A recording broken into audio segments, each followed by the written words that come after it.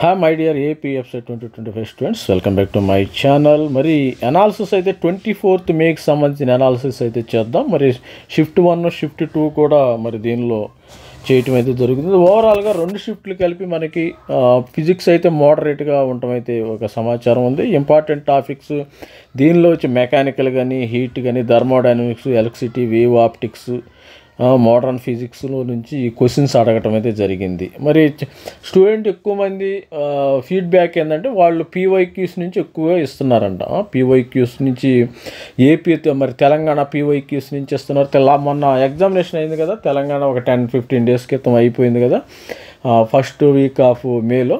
ఆ ఎగ్జామినేషన్కి సంబంధించిన ఎఫ్సెట్ క్వశ్చన్స్ రావటం అయితే కూడా జరుగుతున్నాయి అంట.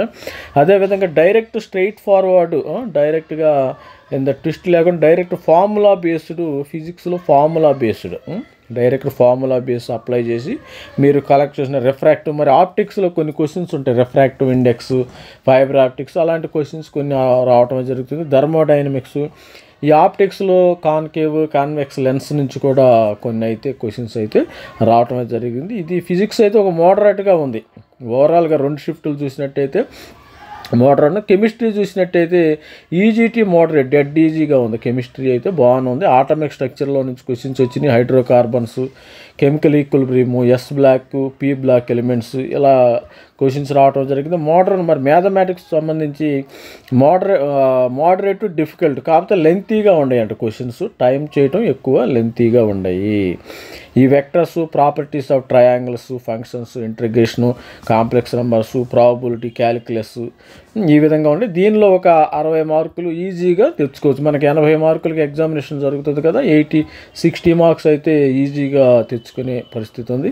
ఇక్కడ చూసినట్టయితే దీనిలో కూడా ఫిజిక్స్లో కూడా ఒక 30 మార్క్స్ ఈజీగా తెచ్చుకోవచ్చు.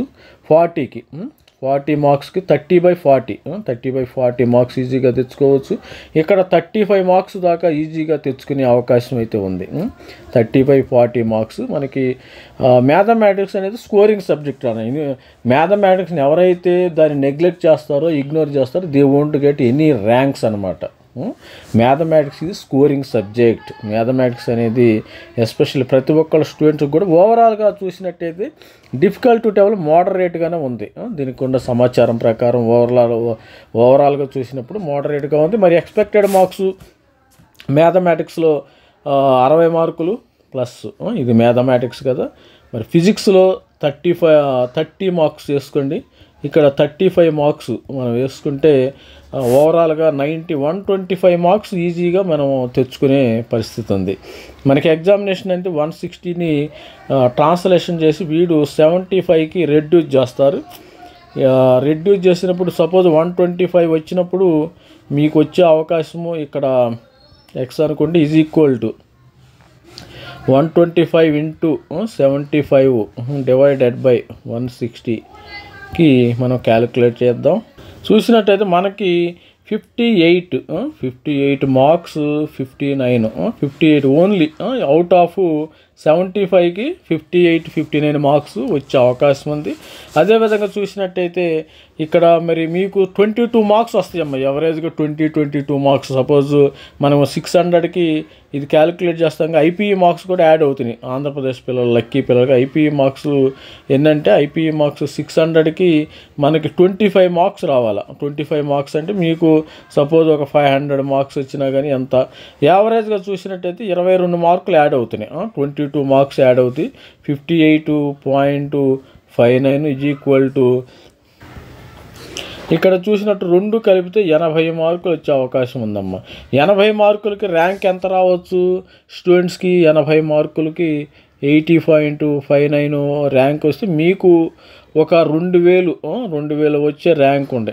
1500 కానీ 2000 2K to 2500 వచ్చే ర్యాంకు అవకాశం ఉంది. మంచి కాలేజీలు వస్తాయి, ఎందుకంటే ఇంత ర్యాంక్ వచ్చిన తర్వాత మనకి ఆంధ్ర యూనివర్సిటీ కానీ, జేఎన్టీయూ, కాకినాడ కానీ ఆ టాప్ 1 కాలేజీలు మనకి వచ్చే అవకాశం ఉంది స్టూడెంట్స్. మరి చూసినట్టయితే ఓవరాల్గా ఫిజిక్స్ కానీ కెమిస్ట్రీ. అందుకని మనం ఏం చేస్తాం, ఫిజిక్స్ని ముందు కెమిస్ట్రీని ముందు స్టార్ట్ చేయమంటాం. ఎవరైనా మరి నెక్స్ట్ కెమిస్ట్రీని ముందు స్టార్ట్ చేయాలి, ఫిజిక్స్ని సెకండ్ స్టార్ట్ చేయాలి, మ్యాథమెటిక్స్ని థర్డ్ స్టార్ట్ చేయాలి. కెమిస్ట్రీ మనకి ఒక సపోజ్ ఉందనుకోండి, కెమిస్ట్రీ ఒక 40 minutes తీసుకోండి, 40 questions 40 minutes తీసుకుని దీనికి 1.5 hour టైం అయితే కేటాయించాలి.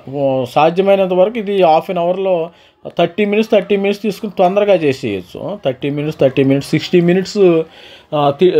minutes ఫిజిక్స్ కెమిస్ట్రీకి తీసుకున్న మీకు 2 hours మ్యాథమెటిక్స్ ఎక్కువ టైం తీసుకుంటే మనకి లెంతీగా ఉంటాయి కదా క్వశ్చన్స్, అది సరిపోతుంది స్టూడెంట్స్. మరి మీకు 2000 నుంచి 2500 ర్యాంక్ గురించి నిన్న మార్నింగ్ షిఫ్ట్ కానీ ఆఫ్టర్నూన్ షిఫ్ట్ కానీ ఉండటం జరిగింది. All the best student, thank you, bye.